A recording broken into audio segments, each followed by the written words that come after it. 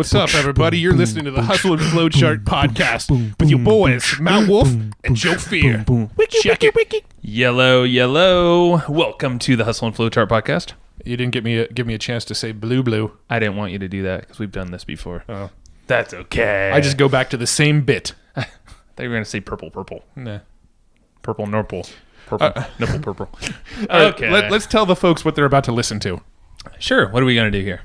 All right. So we are actually chatting with a total YouTube master, and he was definitely talked up about by another previous guest named John Belcher, and for very good reason. So Tom Breeze today is going to basically break down exactly what to do on YouTube to essentially get in front of the right people and show them the correct message that they act on. Yeah. And it kind of goes piggybacks off of John Belcher's episode that we did a few weeks back. Yeah, so this is, if you listen to John Belcher's episode, that dives really, really deep into this sort of technical setup of YouTube ads, targeting and the placement of your ads and, the various systems around creating the ads. Well, this is kind of like the part 2 with Tom Breeze, where he really dives deep on what should be in the ad, the content of the ad, the content of the video, ways to string together multiple videos throughout your advertising campaigns to be even more effective, and just some really, really cool stuff. So if you combine that episode with this one, this is like the masterclass on YouTube ads between the two. You can run like YouTube ads galore, and we're not saying like millions of dollars of ad spend or even thousands, but you can take these methods, take what Tom's about to teach you on how to create these videos that actually engage folks, but also are made specifically for YouTube. He talks a lot about the in-stream ads you see, that like pre-rolls before videos. He has a specific method on how to structure those videos and how to create those, and then you pair that up with John Belcher's strategies from the previous episode, and bam! Yeah, I mean, this guy is the number one media buyer of YouTube ads. Period. Yeah, and he's got a new book coming out, depending on when you've listened to this, it may be out already, called Viewability. Mm-hmm. And that's dropping on October 10th. And it may or may not be live by then, by the time you hear this. But either way, gear up, get a notepad in front of you. If you're driving, don't do that. But listen intensely listen. And also, if you go over to our website at evergreenprofits.com, search for the Tom Breeze episode. There's a little magnifying glass icon in the top right. You can search this episode if it's not on the front page right now. And find this episode, because every episode that we've made for the last 15 episodes or so, we've been making cheat sheets. So you actually kind of get the Cliff's Notes version of these episodes. So make sure you go to hustleandflowchart.com and go to the show notes episode for the Tom Breeze episode and grab that cheat sheet, because that'll be a nice little companion guide for you listening in on this episode. For sure. And please, may I ask you a very small favor, is go to iTunes or wherever you're listening to this and please subscribe. It would help us greatly. We're trying to get a little bit more viewability on our podcast. Get it? Viewability. You're a nerd. I know. All right. Let's jump in. Let's get to the episode. All right. Here is Tom Breeze. Hey, Tom. Thanks for hopping on the show with us. It's great to be here, guys. Yeah, thank you for inviting me. Of course. Yeah. You we were chatting right before we hit record how yours, you probably have the most amped up episode from a previous guest, John Belcher. And, we've been receiving love mail, not hate mail, basically saying, where the heck is the Tom episode? We need to hear his half of the story now for YouTube. Well, there we go. I mean, John is a great guy, of course, but this podcast episode is going to be better than anything you've ever done before. So there we go. Yeah, take that, John. No, I'm just kidding. Yeah. Well, just to set the stage, if people haven't listened to the John episode, that is definitely very tactical in terms of ads and platform, like kind of the back end stuff. And YouTube ads specifically. YouTube ads, yes. And you are kind of the other half. So actually creating the video, storytelling, psychology, all that cool stuff. So definitely for the listeners, you're going to get this is one half of the story and the other half's over there for you too. So that is done now. Off to you, Tom. So, thanks for hopping on. And I think we met for the first time in San Diego at our beer event. Actually, you came with Shramko. Yeah. James. That was a very cool evening. Yeah, very good fun. Yeah, man. I mean, we probably don't remember much of it, but I didn't realize the Shremco connection. yeah, you came with James, and we've had James many times on the show here. So he's a cool dude. But yeah, so I guess let's get into just kind of how you got into this whole game, because you're deep into YouTube, and give us a little bit of background about yourself. Yeah, so I now run a YouTube ads agency. So that's kind of all we do. We don't do anything to any other platform. It's just YouTube ads. Yeah, when I first kind of got into business, my first business was, I trained in psychology. So that was my background, and did my university degree in the UK, and then did a master's on top of that on psychology. So love that field. And as soon as I've completed my studies, I started working with people in London for anxiety-related issues. So it was like a thing that I was really good at, was just kind of helping people feel more confident about, specifically kind of a niche down into the area of public speaking. So people will come to me like a week out from their big presentation, like so freaked out and scared about the upcoming like crowd they have to get in front of, and I'd basically give them techniques and strategies to feel a lot more comfortable and more confident. And one day I decided to put a video. Well, actually, I was challenged by my mentor at the time to get audio on my website. That was like the new fad thing to do. I don't know if you remember those days. They were cool. Yeah. It wasn't like a podcast. It was like literally just click play here, and there's be a message from the business owner. Yeah. So I went one stage further and recorded a video. And I remember having to go down to my parents' house and borrow their camcorder, because that was the only thing I knew that would actually film stuff. Didn't know how to do audio, so I recorded it into my dictaphone in my pocket, and spieled off like a 7-minute video. And I didn't realize you could edit videos at the time either. So when I was doing it, I had to, like, if I made a mistake 5 minutes in, I'd stop and start all over again. Oh my God. And yeah, this was it was a terrible experience. But I on the 123rd take, I remember, because it was on my dictaphone, I'd have the number of audio recordings. I nailed it, and I was like, "That's amazing!" And this is after multiple batteries dying halfway through and all this sort of stuff. But in the end, I got my video, uploaded it to YouTube, embedded it on my website, and I was so chuffed. I was like so happy that I'd done this video, and I put it on my website, and I was running a load of Google ads to my page in the good old days of just pure search ads. Yep. And then they would hit my website. And before the video, I had about a 7% conversion rate. So of all the people that hit my website, 7% would leave a message, and I'll call them back to book in a session with them in London. And after I put my video on my website, my conversion rate went from 7% to 22%. And immediately I was like, hey, there might be something in this video thing. And so immediately I realized that there's a huge opportunity for my business. Grew really quickly. I started doing more workshops just to try and fill in the numbers. And I remember doing a workshop to about 20 business owners, and they all came because I sold it via video. And two of the guys at lunch on the first day came up to me and said, hey, I would love to know how to present on camera, because I'm thinking about doing the same thing for my business. So I started teaching people how to present on camera after that. And then inevitably they would have these videos on their websites, see a similar conversion rate increase. And then they'd be like, how do I get to do more videos and promote these videos? And sooner rather than later, I kind of merged my business into more of like a communications style business where I'd help people present on camera, but then also help them promote their videos. And that's when I teamed up with a business partner at the time to do SEO. So I did a lot more promotional videos and got them ranked on Google and YouTube. And that went really, really well. We had a really strong agency. And we had a lot of clients. It was like going really well. And then, of course, with the SEO days, with all the changes that happened with the penguins and pandas and hummingbirds and everything else, all any the other black and white animal that was out there. Yeah. All the changes came at once. And so I went back to kind of what I knew, and I knew ads really well from Google. And so I started running some of these videos I had for clients as video ads on YouTube. And it was like, must have been like the first few video ads ever run in the UK almost. It was like, as soon as it came out, I tried it. Wow. And I managed to salvage the results for our clients that were getting SEO results with ads.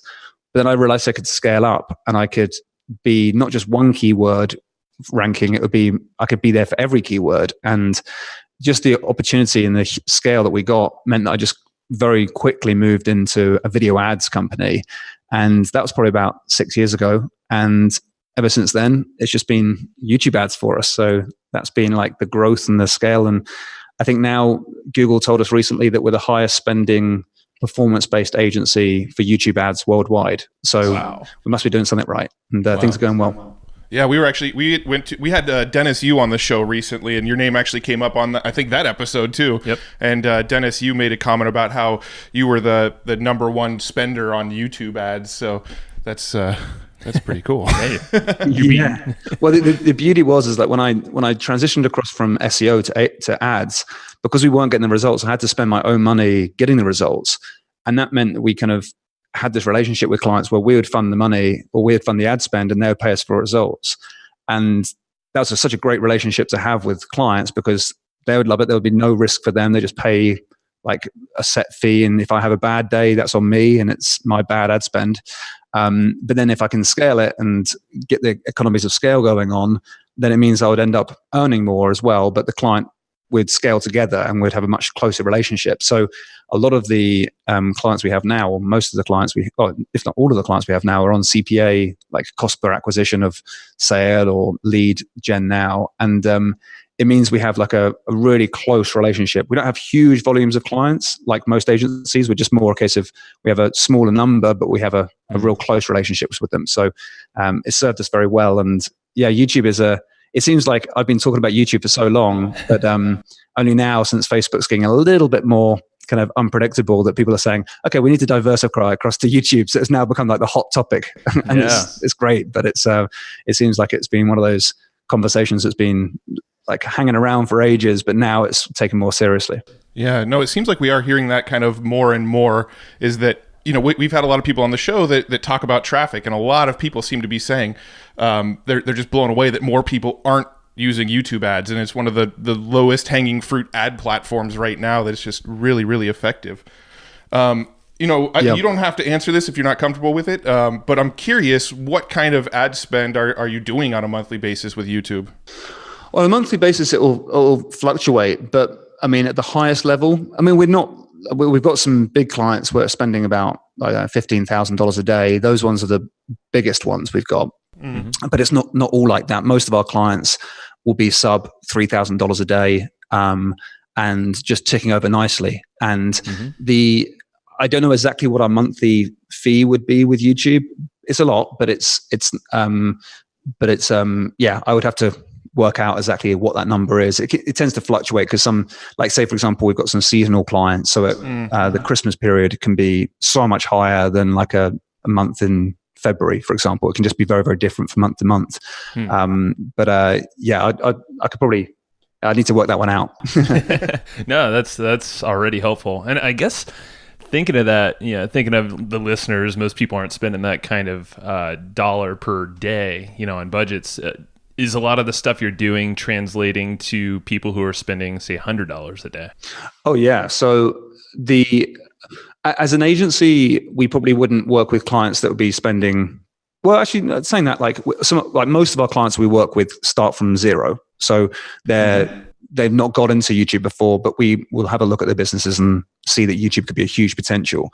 If they've never advertised on any platform before, that's when it's like we wouldn't necessarily work with those clients. We want to make sure they have some good performing funnels and things. Mm-hmm. But I mean, YouTube can work at all levels of capacity. Most of our clients are spending more than $100 a day, because as soon as you start to see some opportunity, you'll scale and go past that figure pretty quickly. But a lot of people have huge success with just like $100 a day, and even less than that sometimes.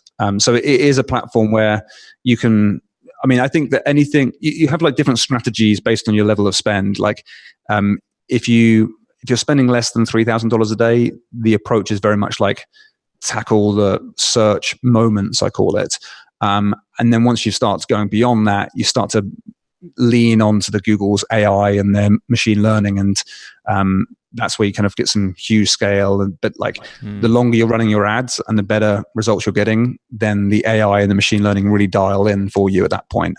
But you can't get into that from day one. So it has to be, you have to, we call it feed the pixel, but I'm getting quite technical at this point. John probably covered a lot of this information because he's a absolute brain box at this stuff. Yeah, I mean, that's very similar to what we've heard from a lot of other guys like Vince Reed, Billie Jean, like all these guys that they're using other platforms. Is you got to kickstart somehow, but then feed the pixel, kind of feed the big giant, and let them kind of work out their magic to scale it up. Well, it seems like the people that are doing real big scale, they kind of get to a point where they can actually turn off pretty much all targeting, and Google just knows who to put it in front of because the pixel has so much data built into it.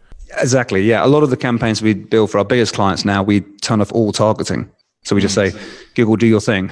And we're very careful with those campaigns. We just, like, it's not like you can set them and forget them. Like some campaigns you build out where it might be search traffic, and you just know that you've been working on it for a couple of months and it's performing really well.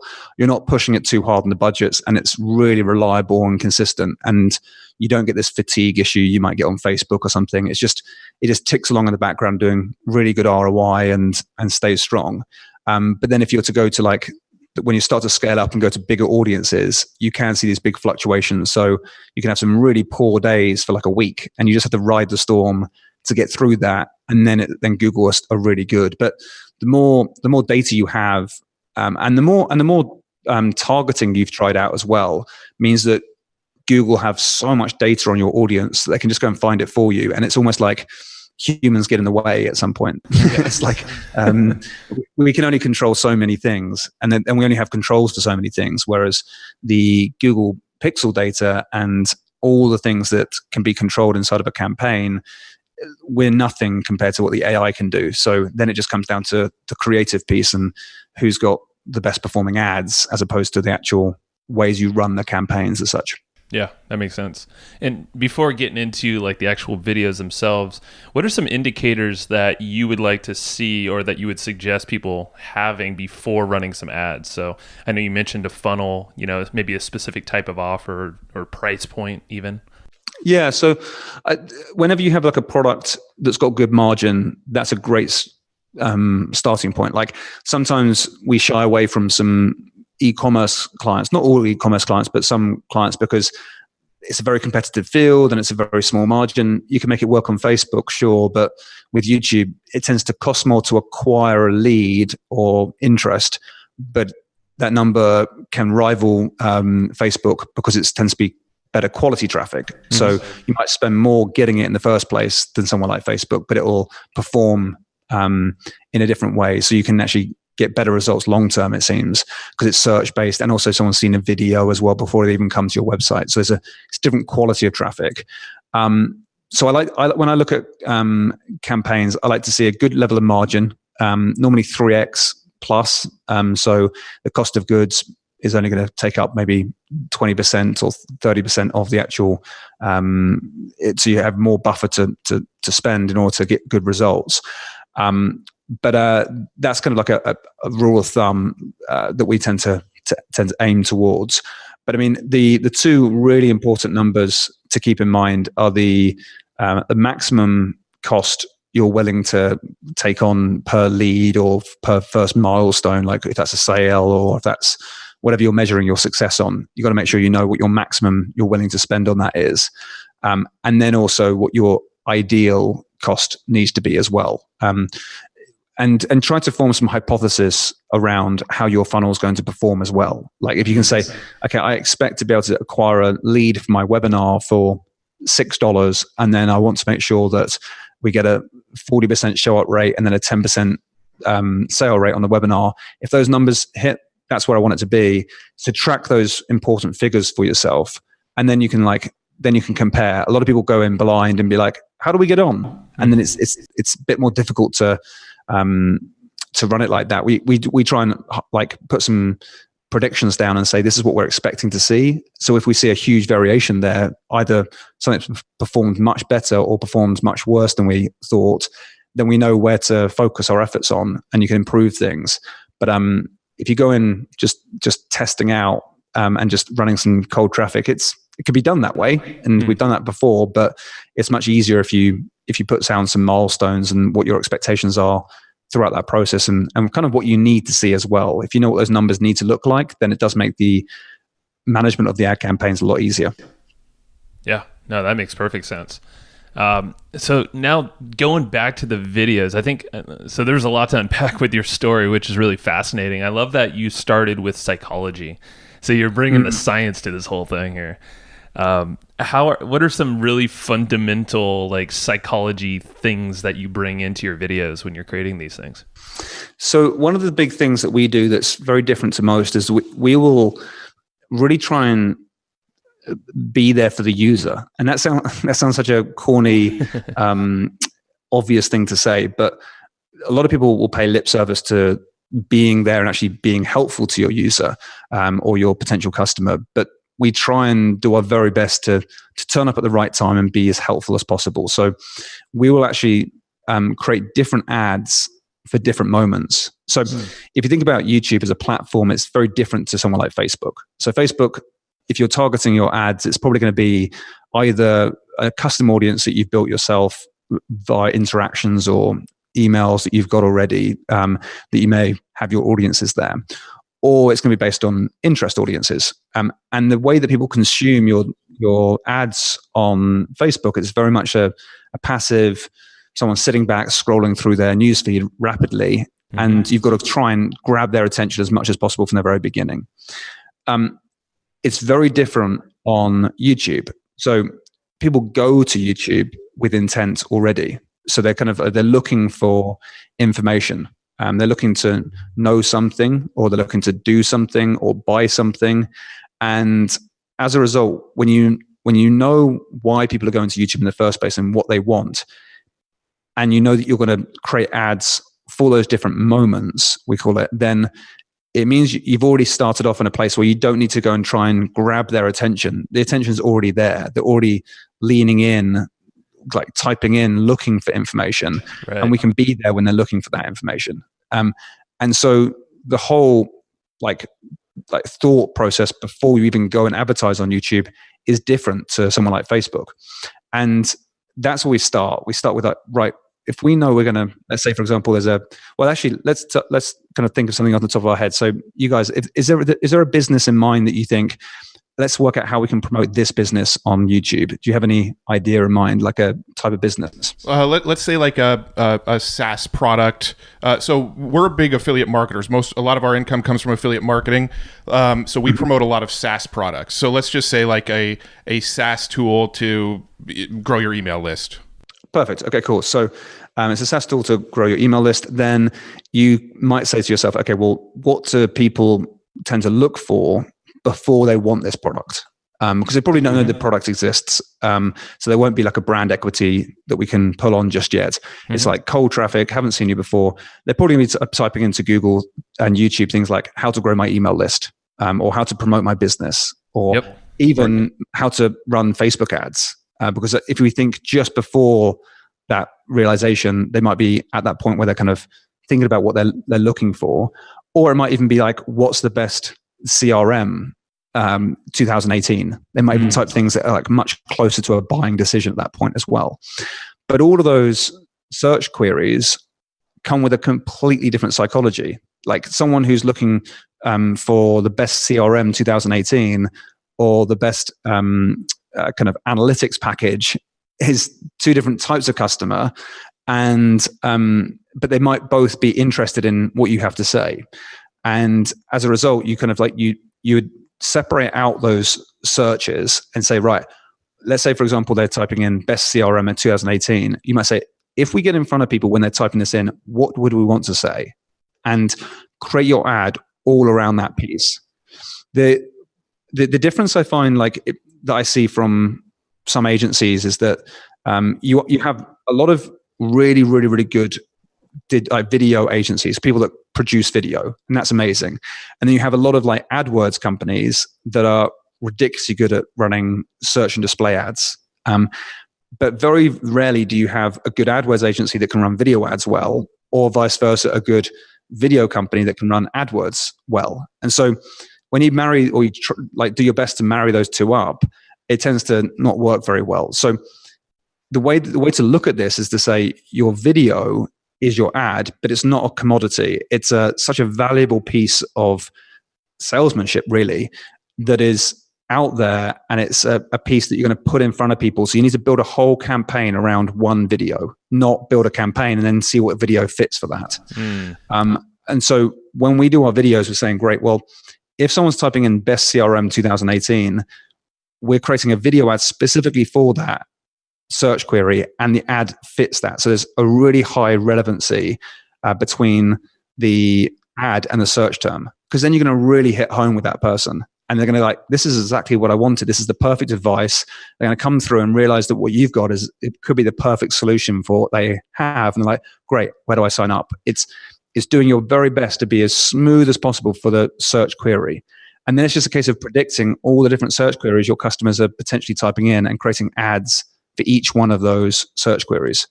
So it actually makes the job of creating really good ads a lot easier when you take that strategy, because you realize you're just going to say, right, well, there might be 43 different moments that we need to conquer and master over the next 2 years if you wanted to do it that way.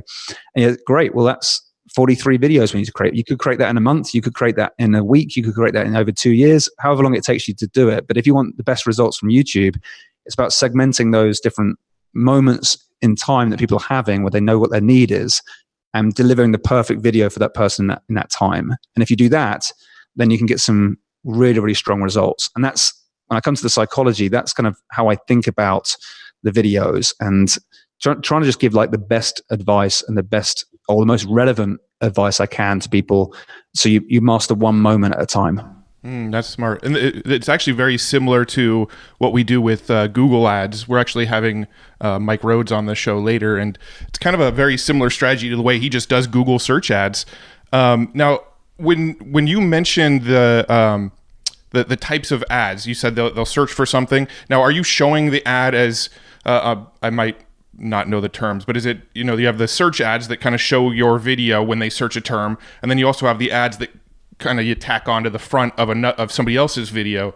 Are you like, which kind of ads are you talking about? And again, I'm sorry, I don't remember all the terms off the top of my head. I think it's search ads and in-stream ads. I believe so. Yeah, it's pretty close. They've changed their terminology recently, so it's different now. Just a heads up as well. Mike Rhodes is awesome. So if John gave me a heads up and saying that I'm good, then Mike's on a whole nother level. So as you probably guys know, so it'll be a great show.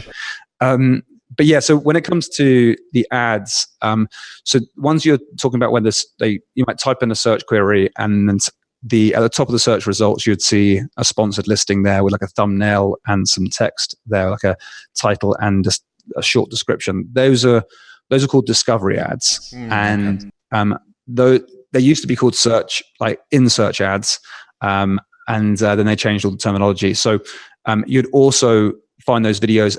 If you're watching a video on YouTube, and on the right-hand side, you sometimes see like a sponsored ad listing with the thumbnail and the title and description. That's also the discovery ad. Two separate videos. You can even get them on the homepage of YouTube as well, depending on how you're advertising. But those are called discovery. They're part of something called a TrueView ad platform. So what that means is you pay per view. So in this instance, with the discovery ad, you pay when someone clicks to play your video. But it's great, because if they don't click to play it, you've still got that thumbnail, got that branding out there, and you'll have you can have, it's great for remarketing, because if they've watched your video before, or they've gone to your website before, you can then run these discovery ads as remarketing videos, and it's just like your brand is constantly in front of them, which is great. So there's those sorts of ads. And the other ads that are the other ones you talked about are called in-stream ads. Most people know them as pre-roll ads, where you have that 5 seconds before you can press the skip ad button. Right. And the financial model behind those ads is great, because again, it's part of the TrueView platform.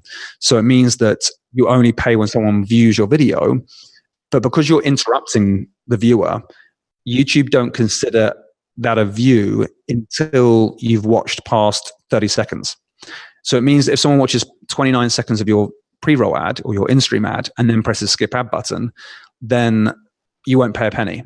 And it means that you are kind of, you're only getting really high quality people come through when they watch your videos if you structured your video in the right way. So you can structure videos knowing that's the financial model, and you can get some really, really clever and great results when you create video ads knowing that's the way that ads work. And that's why it's so different, YouTube ads to someone like Facebook ads, because it's a completely different model. But just a couple of days ago as well, they just released the square versions and the vertical versions of videos on YouTube as well. So really, wow, that's going to be really cool. I haven't seen any load up on my phone, or because they're just mobile right now. But I haven't seen any of the ads load up on my phone. But I'm desperate to see what a square and what a vertical video looks like on YouTube. It's going to take up the whole phone. Yeah. We've already started running some ads for our clients in that way. Just quick repurpose of a normal 16:9 video into a vertical video, just because we've got all the assets we need to create them. And I haven't got any results yet, but I've been told they should be amazing. But that's obviously Google telling me they should be amazing. Right. Always. A little biased. So with the ad stuff that you're talking about here, where when somebody searches for the terms, you mentioned, like, let's say you pick 45 terms or something like that. When people search those, are you leveraging both types of ads, the discovery ads and the in-stream? Yeah, we'll use both, but we tend to have our focus on the in-stream ads. You just get much more reach, and discovery ads are great, and they can be very, very profitable. The way that we build the ads typically is with in-stream in mind, and then discoveries, we have to create different types of ads, just because with discovery, if someone clicks to play your video, they're expecting a good content video, and you want to give them that. If you hit them with an ad, they weren't expecting that. Like, they're expecting an ad with an in-stream ad. But because you're paying as soon as someone clicks to play your video with a discovery ad, then you want to give them, you've already paid as soon as they start watching. So you want to give them a really good experience. And you want the thumbnail to represent what's actually going to be covered in the video. You don't want to say, hey, click this thumbnail because you're going to see me naked or something like that. That might not be the best headline ever. But, we'll roll with it. Yeah, or maybe it would be, yeah. But if you had that thumbnail there, you want to make sure that people know that if they click it, that's exactly what they're going to get on the video. And then from that video, you want to just deliver great advice and leave them wanting more. So they're like, oh, great, if you've just covered that in 3 minutes, what is it going to be like if I go and join your on-demand training or your whatever you've got for them, like at that promotion point, or they're going to buy something straight away from you as well. But there's always it's a different type of ad, the discovery ad, than it would be a in-stream ad. Right. And I guess the in-stream ad sort of has that side benefit of just branding as well, right? I mean, even if people just watch the first 5 seconds and then click away, they're still seeing your face. I mean, that's essentially how Tai Lopez got famous, right? Yeah, exactly. Yeah. You can be famous for the wrong reasons sometimes. I mean, I'm not saying Tai is famous for the wrong reasons, but so if a lot of people are seeing your ad and skipping after 5 seconds, then it can be a slightly negative thing sometimes. That's true. So that you want to make sure you want. It's always a way up between the side of things, which is like, I want to give people a great experience, which is really important, as well as you want to let people know this is an ad, so they skip if they're not interested. A lot of the times I see a lot of people do these videos which are really funny, really engaging, but they only really get to the crux of the matter that this is actually a direct response ad. By the point it's like 45 seconds into the video or something. And then people are like, actually, do you know what? No, I don't want to see this ad. I'm not interested. I was interested in the story, and that's really funny. That's cool, but I'm not interested in buying anything. But of course, if you're running those sorts of ads, then you're paying when someone watches past 30 seconds. And that high engagement rate is great because that's what YouTube want to see. But also it's terrible sometimes from a cost per acquisition standpoint, because you're having so many people watch past 30 seconds that are never going to buy from you, that entertainment side of things ruined it. Right. So you got to be careful about how you create the videos. And I'm more than happy to go into that if you want me to. Well, does YouTube ads? We'll definitely touch on that in a second. I think that's where we're going to kind of go next. But does YouTube ads? Do they have like a relevance score like Facebook and normal Google search ads, where if the majority of the people click to skip the ad right after 5 seconds, you're going to pay higher cost per click just because it's, they're seeing it as not relevant. Does that exist in YouTube ads as well? Yeah, you get that. So your display impression share is called. It will decrease if you get a very bad, kind of like a quality score. I think they call it ad rank. So it's like they say, like, here's why you're not getting the amount of impressions you could do, and it'll tell you why. And normally it'll say because you're either not spending enough or your ad rank is poor. So it means that your relevancy score is poor, basically, if you want to compare it to Facebook. We sometimes know that and know that we might like create an ad where we're not expecting the engagement rate or the view rate to be high, and a lot of people press the skip ad button. We know we're going to get penalized for it, but sometimes we don't mind either because we'll just pay more. Because if it's a case of you can get more exposure because you can pay more, then I'm happy to start paying more. In the big long term, if you start realizing that you're not actually getting like much of the impression share, then you need to start thinking about that. Whether you're going to create new videos, or sometimes you can actually just almost, you can't re-upload the same video, but you can actually save your video as a new video inside the enhancements of your YouTube account, and then you can run the same video ad, but it refresh the stats. It's a bit of a hack. I'm never a fan of hacks and things like that, but you can do that, and that will kind of like just reset the numbers again. But I mean, there might be a negative impact on the whole account long term. I know that I've spoken to John Belcher quite a bit, and a lot of the time, if you've got a very good organic YouTube channel, then it's sometimes a good idea to run your ads from a separate channel. So you might create another separate channel. It can kind of be not like a branded big channel. It can just be like all the ads run as unlisted, so you'll never see them. But it can be advantageous to do it that way, because if you have a lot of video, if you get a lot of video views from your ads, which you'll inevitably have, and the view rate's very poor, it can drag down the whole account or a whole YouTube channel, because you've got these videos in there that are performing what seems like badly. They're performing ridiculously well as an advert, but not very good in terms of what the actual YouTube channel is looking for. So that can be something to consider sometimes as well. Interesting. Okay. Well, let's circle back to, and I think you led us down the perfect path to ask about structure, like video structure, and how that looks for these, specifically the in-stream ads. Yeah. Okay. Perfect. So there's lots of different strategies when it comes to how to run your video. So we've done things where at the end of the video, we have a click to the website, which is an obvious one to do. Mm-hmm. We've had it so that at the end of the video, we don't click to the website. We actually segment the audience and give them an option of A or B, and they can go and watch other videos. That's worked really, really well for different clients as well. We've done things where we cascade videos. So it means that if you've watched one video, you don't see it again, you'll see another video, and then you don't see that one again, you'll see another video. So you can set up these really clever strategies as an account. But if we keep it simple for now and just say, right, we're going to run one video ad, then, and it needs to be direct response, and you want to see a really good return on ad spend or ROAS, then there's always kind of like a structure that we tend to follow that performs really well. And the first 5 seconds is obviously critical. Like, that's where people are deciding whether to skip ad or not. And most people will tend to try and do like this big attention grabbing start, which is fine. But remember, people are already attentive on YouTube. They're already listening. They're already kind of like there for a reason. If you're being really relevant with your ads, then you should find that just by being relevant at the start of your video can be really powerful. So we'll normally have a video whereby at the start of the video, we'll call out the person based on their demographic or based on their intent as well. So let's say, for example, they were typing in how to grow my email list.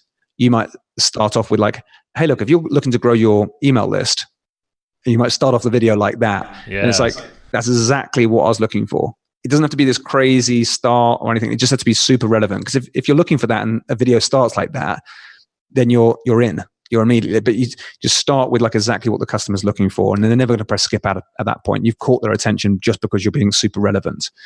If the demographics are really important as well. So let's say, for example, you know that this ad is going to, let's say, for example, we've got a client in the fitness space. We might say this ad is going to 18 to 24-year-old males. And you know that, then at the start of the video, you could call them out. You could say, hey, if you're a male between the ages of 18 and 24, that might not be the best way to start a video. But you might just have imagery that shows that. So it's like, say, for example, they're looking to lose weight. For example, you say, if you're a male looking to lose weight, and then you'd have an image of an 18 to 24-year-old that would be interested in losing weight, compared to if you ran that ad to a 50-year-old plus, then you'd have a different imagery at the start of the video. So we just like create different images and different intent and demographic like beginnings to the videos. So you might have a core message, but actually have like 15 different intros based on the different demographic data or different intent data. So you just know you can be like as relevant as possible in that first 5 seconds. If you do that, then you're going to grab their attention better than ever anything else you can do. There's always a case for things like pattern interrupts and really clever wording and copywriting skills and that type of thing. But I mean, I just tend to try and keep it as simple as possible by just being as relevant as possible. And just whenever I go into, if I'm going to shoot a video with a client, I'll definitely be doing like 10 to 15 different intros. And also because I want to split test 10 to different 15 intros as well. Like it doesn't have to be just purely about the intent and the demo. It can be like, we don't know if this start's going to be better than this start, so let's just test it and let's run it and see what happens. But it's so easy to swap out the first 15 seconds or the first even 5 seconds, and then the middle section of the video can stay consistent at that point. So you just edit in the middle section, which is going to be much more consistent. So that intro is important. And then something we've been noticing with a lot of the videos that we've been running is that the data we've seen, we did like a massive audit across all the videos from all of our clients across many different industries. And what we noticed was that there were 2 trends that were really like went against what I ever thought I knew about video. So one of the things we noticed was that the more people watch, the less likely they are to click, which is like interesting. I wasn't expecting that. I was thinking, well, if I watch a video ad, I watch it, and then when it comes to the time that call to action near the end of the video, that's when I click. And if I've watched more of it, I'm more likely to click. That's not the case at all. That was an assumption that I had that I'd lived with for a while, and it punished me. And I like to be. I do get kind of caught up in the romance of creating a really good video sometimes, because I feel like that would be. But then the numbers like beat me back into into being a direct response marketer again. So what we noticed is that so the more people watch, the less likely they are to click. But also the more people watch, the more expensive it gets for you as an advertiser. So if you start off this great story and people are really excited about this story and want to listen to what happens in the story, and then they watching that was a great story, but great, I don't really care about the product. That's going to cost you a fortune to run those ads, because they're going to watch past 30 seconds, you pay there, and no one's going to click to go and buy your products. So I don't necessarily look at click-through rate as a big indicator of success, but I do look at how long or the percentage of people that watch past 30 seconds, which is also known as your view rate or engagement rate. And I try and get that down to around about 17%. That's a kind of a sweet spot that we've seen with our data to say that if you can get your view rate, like only 17% of people get past 30 seconds, but we know that they're best people watching past 30 seconds, then you can run some really effective campaigns. So what we do to enable that is we normally do like a soft call to action prior to 30 seconds being up, so people know this is an ad. And that does mean that we put some kind of, my creative team don't like it when I put those boundaries around them sometimes, but they produce the best stuff when they're given boundaries. So we've got a couple of script writers that we work with on a regular basis. And when we work with those guys, I'm like, hey guys, you won't love me for this, but this is the way you need to structure this ad. They'll be like, but this goes against how video should work and all this sort of stuff. And I'm like, well, that's the way that things are on YouTube, and you've got to like learn to work with the platform. And so we'll kind of call in the first 5 seconds, we'll call out the person and their intent. And then before 20 seconds is up, if we can, we'll have like some sort of soft call to action to be like, hey, by the way, if you want to learn the 5 ways to lose your belly fat, I've actually got a whole video to show you exactly how to do this, and it's like a half-an-hour video training. You can click here and go and watch that immediately. But let me just run you through these 5 things really quickly. And then in the video ad, you'd actually go through the 5 things. And so you can kind of give them good advice and value right there in the video so they can trust you and love your content. But if they know this is an ad, many people will skip at that point because they're like, oh, it's an ad, I don't want to see this. And that's great. You want people to skip away before 30 seconds is up because you don't want to be paying for those people. So we do the soft call to action prior to 30 seconds. And then in terms of length of video, we're all good. Like we've seen videos that have been 7 minutes in length and worked ridiculously well. We've seen videos that have been 45 seconds in length and works really, really well. It kind of comes down to the experience post ad. Like, what are you asking people to do? If it's opt-in for a webinar, then it can probably be shorter than if you're asking people to buy something for $50. So you need to just kind of put enough into the video to know that they're likely to take the next significant milestone, whatever that might be. But I mean, if you've got a really strong ad with really interesting content and things, then by all means, make sure your video is a longer video, and then just ask the call to action. Just make sure that they know that this is an ad prior to 30 seconds being up. Makes sense. Yeah, no, that structure is perfect. So about 5 seconds in, super relevant call out, and then prior to 20, soft call to action of some sort there to kind of go forward. How about the style or the type of video? Before we go there, I actually wanted to ask just about the structure of the actual video itself. So you got the 5 seconds where you're kind of calling them out. You got a soft call to action, and then you kind of go to content. And then at the end of it, do you have like a stronger call to action, or is it just kind of content and then video ends? Yeah. So at the end of the video, we have a strong call to action there. We're kind of like try and make it as crystal clear as possible, and also make it as easy as possible. A lot of the time I see a lot of videos where they really kind of fall down because of a bad call to action. So you want to give people enough time to click. Sometimes people will carry on talking right up into the end of the video, and then the video would stop and the next video would load up. And people were willing to click, but they just were waiting for you to stop talking. And then by the time you stop talking, they're like, oh, the other video's loaded up that I was meant to be seeing. So you lose that click, which is crazy. So give them 8 seconds at the end of the video. And something that we've done recently is we started adding countdown timers on the end of those 8 seconds. So we give them 8 seconds to it's almost like someone's paused the video, but then we do like a countdown timer for 5 seconds, and that just boosts the number of click-throughs because it's just that pause and that scarcity factor that time's running out. Now's the time to do it.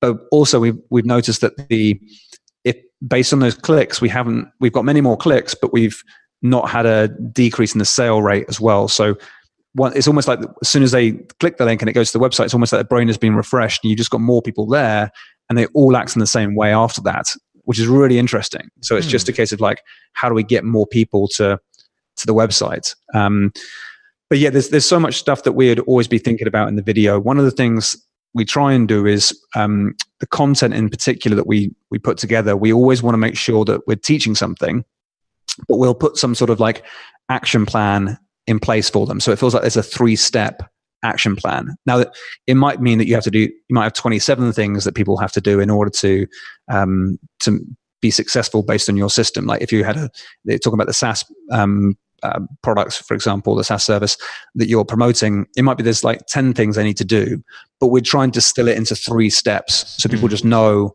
yeah, I can do that. That 3 steps seems easy enough. And of course, there might be more things for them to do, as I say. But if you can phrase it in 3-step formula, then it's just easier for them to buy into on the video. And so they kind of like get it and like, yeah, cool, I got the framework, I understand how this works. And if they feel confident about understanding how things work, then they're so much more likely to take action. So that's a really important part of the video. I mean, we follow like an educate formula that I kind of coined, which follows like 7 steps for the actual video, which is like so educate is an acronym, but the A is for aim in terms of like the customer's aim or the viewer's aim. The difficulty is the D. So what stands in their way from achieving what they're trying to do right now. The U is the understanding. So the emotional understanding, make sure that they feel like you understand what they're going through. Then it's at the C, which would be building up your credibility. Then it'd be A, the action plan, that 3-step plan that we talked about. Then it would be T, which would be teaching, part of that action plan. So you try and unpack one area that can provide them huge amounts of value, but they just realize that this is one small subset of them, the whole thing. So they want to go and get more. And then the E is the exit point as well, like making sure that people know exactly how to go to your website and what they need to do next. If you can kind of future pace that for them, so they see what they're going to do. So not just click here and go and sign up on my next page. It's like you say, click here, you'll see this. And so you can just like illustrate what the next page is going to look like within the video ad. You put your name and email here, press the submit button, and we'll give you the online training or whatever you have for them at that point. And so you just want to try and make it as crystal clear as possible as to what the next steps look like. So when they get there, it feels super familiar to them and exactly what they were expecting. And the more we do of that, you just find that the click-through rate increases, but also the sales rates and the conversion rates on the website increase, and the costs decrease as well. Oh, I love that. Now, with the 3-step process that you just mentioned, so do you kind of tell them, look, we have this 3-step system to achieve X. What the steps are X, Y, and Z. In this video, we're going to show you step 1. And then they kind of go to the next page to get steps 2 and 3? Or are you laying out steps 1, 2, and 3 all within that content of the video? So yeah, so I'd show people that there's like 3 steps that makes it easy for them to buy into. So let's say, for example, it's the SaaS product you're selling. It might be like, okay, so step 1 is that you, I'm trying to think of an idea now off the top of my head, but it might be something like step 1, you just use our simple form creator that you can embed onto your website that looks like this. And you can almost have someone like embed it into the site and see what it looks like. That's step 1. Step 2 is you drive traffic to the page. And then step 3 is you make sure you build your email campaign. Now, that might be incorrect, but I'm sure you get the picture of where I'm going with that. So you kind of make it feel like, wow, there's 3 steps, and I can imagine how my email list is going to grow now. That's cool. Okay, cool.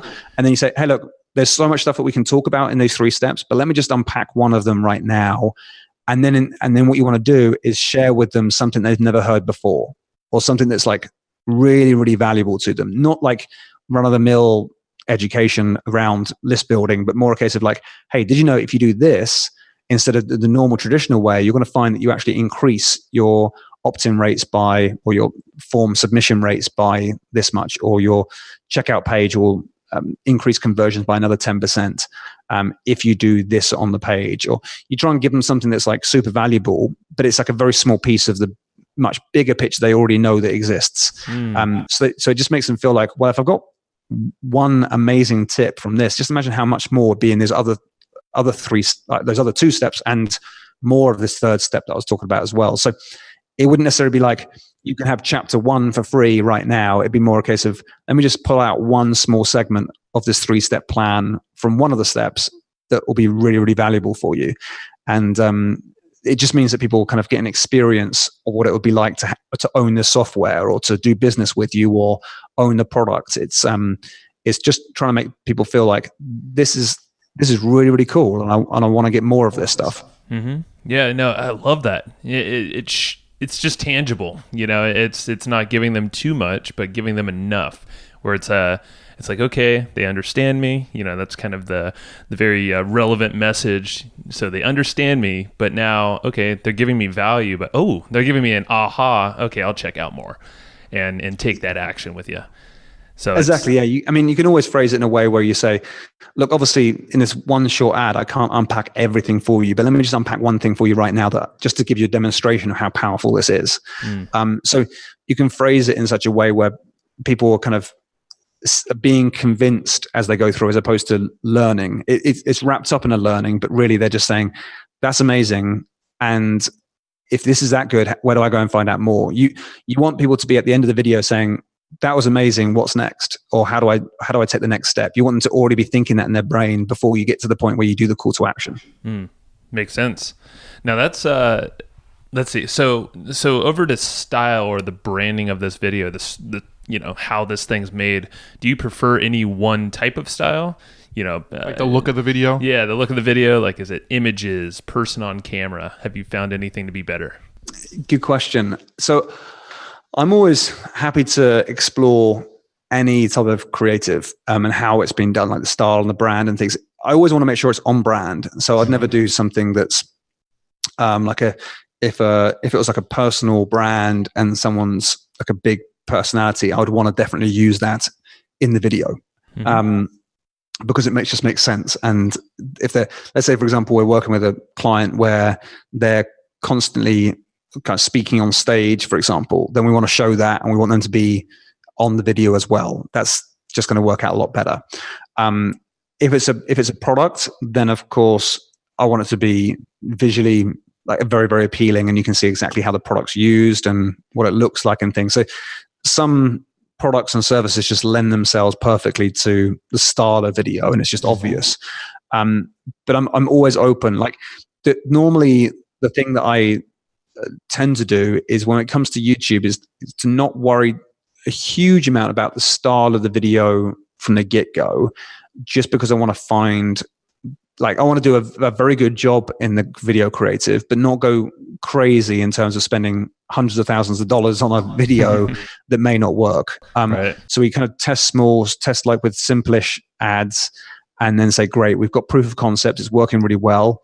Now let's maybe up the production, because a lot of the time, as soon as you start to get more creative and you start upping the production value, it doesn't always increase conversions. Right. So it just depends on what you're looking to do. If it's brand awareness, then you probably need to start with a really, really good kind of ad and make it look really nice. If you're thinking about direct response, then I'll just get started with a pretty simple ad to begin with. Then based on proof of concept and you tried out the different audiences, you know what seems to be resonating best, then I'll say, great, now let's start testing some better better quality level. But in terms of like, if we you see a lot of videos whereby if you look at like animation versus actors on camera versus the business owner being on camera versus a product type video, some of that just is decided by the brand, and you want to try and keep it on brand as much as possible. But then like I'm open. Like I like the quality to be quite high if I can. Like I would never shoot something on an iPhone. Like that works really well with someone like Facebook. I've never seen it work as well on YouTube, because I feel like YouTube's closer to TV than it is like your like social like a connection. So if it's a social thing, handheld cameras and that type of thing can work really well. It has worked well on YouTube as well, but I feel like it's closer to TV production, works best as an ad. But that said, that's kind of like just my preference. It's not something I've tested a huge amount to be like, this works better than this. And it's obviously different for different industries as well. Yeah, Sure. that makes sense. Because, I mean, when you're just kind of scrolling through Facebook or you're scrolling through Instagram, you're used to seeing people just kind of like point their iPhone at their face and talk. That's just kind of what you're used to seeing on that platform. YouTube, you're not really used to that. You're used to seeing, clips from TV shows or, high production value stuff. Like I watched Casey Neistat a lot. Stuff like that is kind of what you're used to seeing on YouTube. So you kind of want to create to the platform that you're trying to advertise on. So that makes a lot of sense. Yeah, exactly. I mean, that's a great example. Casey Neistat, for example, he creates videos where it would be the sort of thing that would be okay for Netflix, but probably not like broadcast TV. Like a Netflix documentary style is kind of like the level of production that I think is possible, and then what works really, really well. So I wouldn't necessarily have a handheld like iPhone for an ad. But having good DSLR cameras and creating some stylish shots and things doesn't have to cost the earth. And a good videographer in your local town will be able to do that sort of stuff.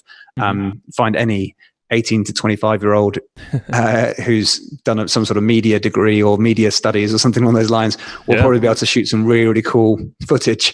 And that's plenty good enough. You don't need to kind of go crazy on production, but just a good enough standard that kind of is brand worthy, if that makes sense. Yep. Makes sense. And that's it's kind of brought me back in the day when I used to do a lot of videos for clients. I would do a lot of product launches and teaser videos for a lot of the internet marketing guru type people, but also big SaaS companies. And a lot of them would want these animations, these really fancy videos, but usually the first tester we always did was a simple keynote, well-designed slides, but mix it up with some kind of voiceover, layer it up together.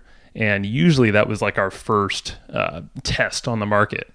And more often than not, those types of videos usually outperformed some high production animation we did, and occasionally even when they're on camera.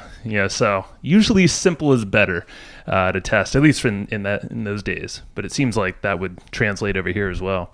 Yeah, and also a big factor of this is the speed of execution as well, because I know that if you've got like 43 moments that you want to tackle, for example, 43 different search terms and search queries, and you want to be super relevant all the time, then you need to be good at creating video quickly, right?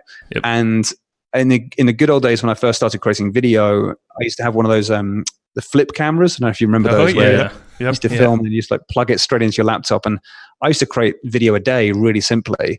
But then as I upgraded to a really nice DSLR camera with lights and microphones, I'll be down to like one video a month, just because the whole setup is just psychologically difficult to get into. And as a result, you just do less production. It can look really, really stylish, but then you need better editing skills and all the other stuff comes into it. So it's like one of the best things that we recommend to clients is to have like just a white background, studio, light setup, microphone, like a lapel microphone. So they just stand there and go and deliver great content. And if they can just do that, it means that we've got like, we can always improve it with like text on the video and use B-roll footage and all that sort of stuff. But we know we can work with that, and that will perform very well. And it means that they can just bang out loads and loads and loads of videos for us that we can keep on testing loads of different ideas, because it's just like one day in the studio like that can produce 50 videos.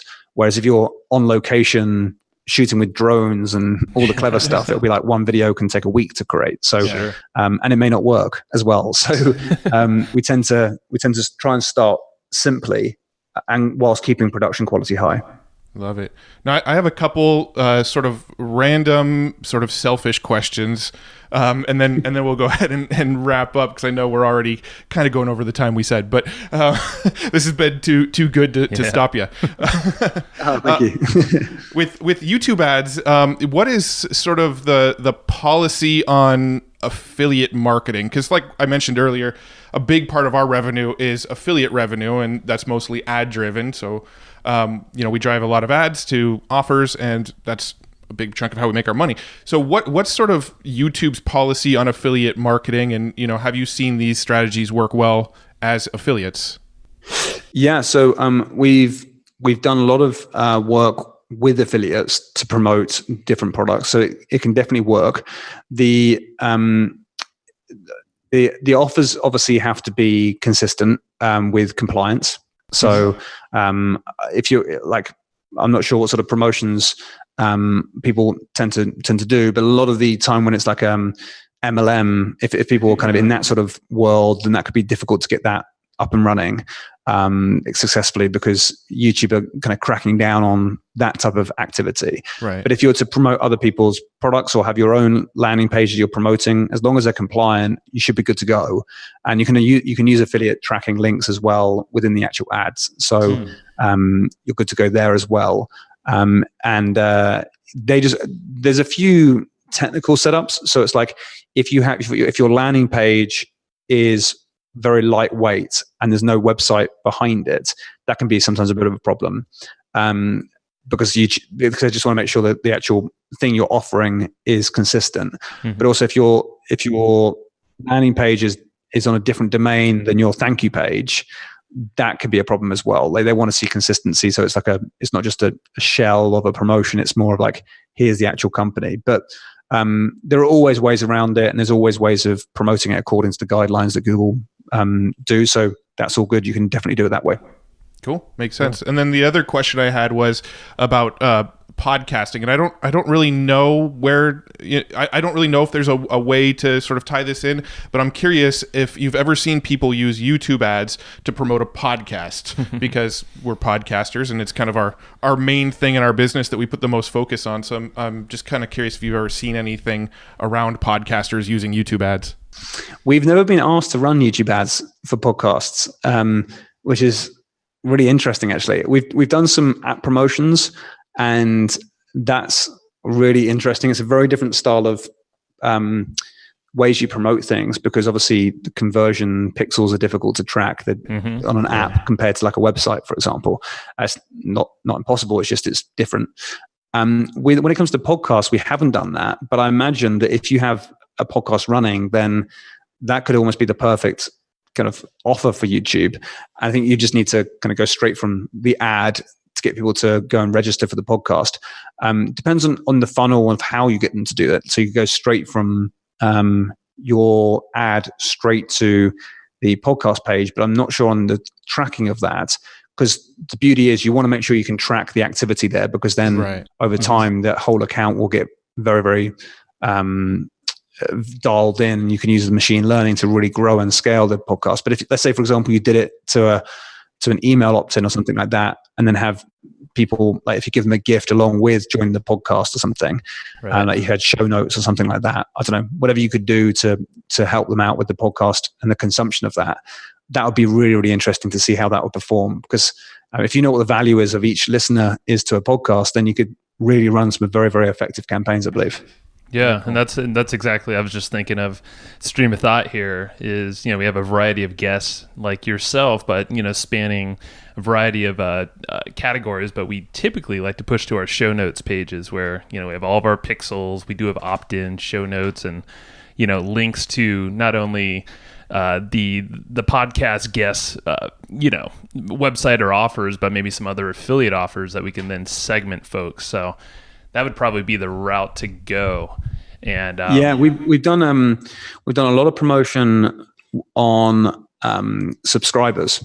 So not to a podcast, but to go to a YouTube channel. We've done that a few times. Not as much as we do selling products and things, but we normally do it as a side benefit when clients want to grow their YouTube accounts really quickly. And so we create videos which are kind of asking people just to subscribe to the channel, and they can perform very, very well. It's very difficult to track that because the ad accounts aren't geared up to show you all the granular detail about what's actually getting you subscribers, and it's difficult to optimize the accounts for that. But you can. We were getting like subscribers for like 15 cents a subscriber, and of course, then you can remarket those subscribers with more ads. And it's a really nice micro action that people are taking to know that they're engaged. But then you can follow up with those subscribers with more ads for some of the other stuff you do.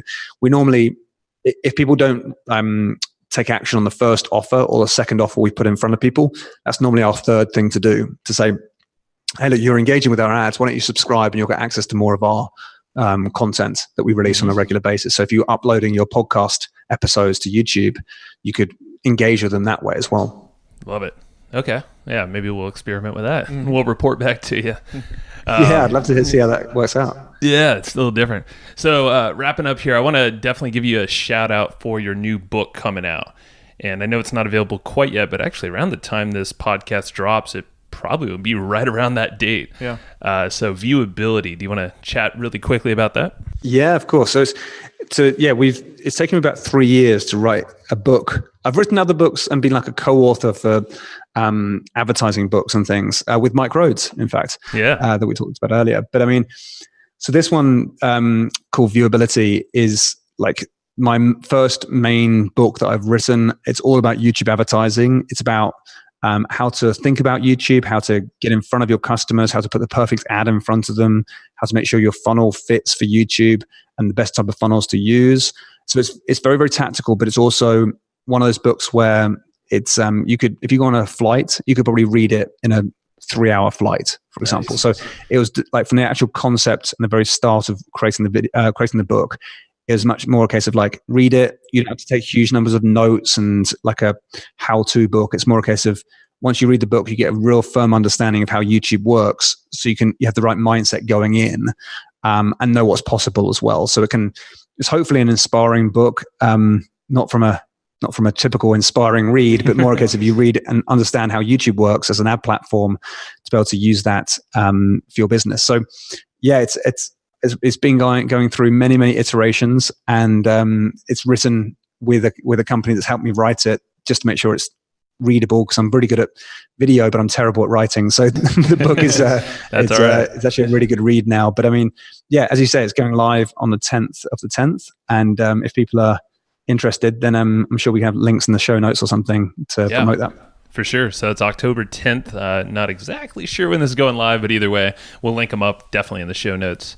But yeah, it's going to be a fascinating read because that's just YouTube. There's just so much happening, and this is probably a glimmer of what's in that book of what we just chatted about in this podcast. But wrapping up, is there maybe another book or something you tend to refer to often that you'd like to recommend here to the listeners? Do you know, I tend to listen to loads of books. I kind of get Audible and I listen to loads of books. Mm-hmm. Some of the books that have influenced me massively over time. Two of the books that really influenced how I think about advertising has been Confessions of an Advertising Man from David Ogilvy. That was something that I go back to probably once a year, along with Scientific Advertising with Claude Hopkins. Just on an advertising basis, those ones feels like it's the old school boys kind of showing the new, we always think it's completely new now, advertising, but the principles are still very much the same. We're still humans and act in very similar ways, whether we're online or offline. So those two from an ads perspective has always been really interesting. On that as well, Made to Stick by Chip and Dan Heath. Those guys wrote a really, really good book about psychology. And I apply a lot of that stuff to video because it's all about how you can get your message to stick and things. That's a really, really good book if you're looking to get into video creation as well. Doesn't focus on video, but the principles at play there are just so sound. And then my favorite book of recent time is The Pumpkin Plan by Mike Michalowicz. That's for me feels like just such a clever book and a really, really insightful read into how to grow a company. And I've been putting some of that stuff into action recently and seeing great results. So it's been another great read of mine, Mike Michalowicz's Pumpkin Plan. Love it. We actually just had Mike Michalowicz's episode for our show was actually on our recording date. What day are we recording this on? September 19th. So his episode actually went live yesterday. We interviewed Mike about his newest book, Clockwork. Which another is absolutely excellent. If you like the Pumpkin Plan, definitely pick up Clockwork. I feel bad because we had him on the show. It's on my reading list. Yeah, he's such a cool dude, right? He's so cool. He's awesome. Yeah, he actually bought one of our affiliate products, and we saw his name in there, so we had to reach out to him. And it's just super cool. We had him on the show, and we're going to be on his pretty soon. So, I love how that works. Oh, man, that's awesome. Awesome, Tom. Well, where's the best place people can check you out? Obviously, we're going to link folks to the book once that's live. Any other location? So the best website is viewability.co.uk. That's the home of our agency, as well as the book's going to be promoted from there as well. And we've got a course coming out there as well. So those, all those things will be all hosted within viewability.co.uk. Awesome. Perfect. Well, we're going to link it all up. So if you guys, if you're driving or whatever, just check out those show notes and we're going to link you up there and you can check out Tom's stuff. I highly recommend the book and everything you're doing. And then definitely listen to John Belcher too, as the second half of this whole conversation here. Tom, it's been awesome, man. Thanks so much for your time. Thank you so much, guys. It's been so much fun being on here. So thank you. And hopefully I'll come back another time as well. Hey, you're always welcome. We can nerd out on this stuff all day. Sounds good. All right, buddy. All right. Take care. All right. Thank you. And I hope you just enjoyed this episode you just listened to. Now, right now, before we sign off, I have a few things I would love for you to do. So the very first thing is to go find our guest on Facebook and tell them that you loved their episode with us. That's going to help them just feel good about themselves, but also it's going to spread the word a little bit more for us. So go find them on Facebook. Everybody's on Facebook, and go say that you love their episode and maybe one cool thing that you learned there. The second thing is to go to iTunes and subscribe to our podcast. Just look up Hustle and Flowchart and hit the subscribe button. And the very last thing, the third thing, is to leave us a review on iTunes or wherever you're listening to this podcast and help us spread the word more. That's how more people are going going to get this awesome knowledge, this cool podcast training, and a whole bunch of other cool free training that we give out at evergreenprofits.com. So that's about it. Go find them on Facebook, go subscribe on iTunes, and leave us a review. You would be amazing if you did that, but you're always amazing. So thanks for listening, and we'll catch you in the next episode.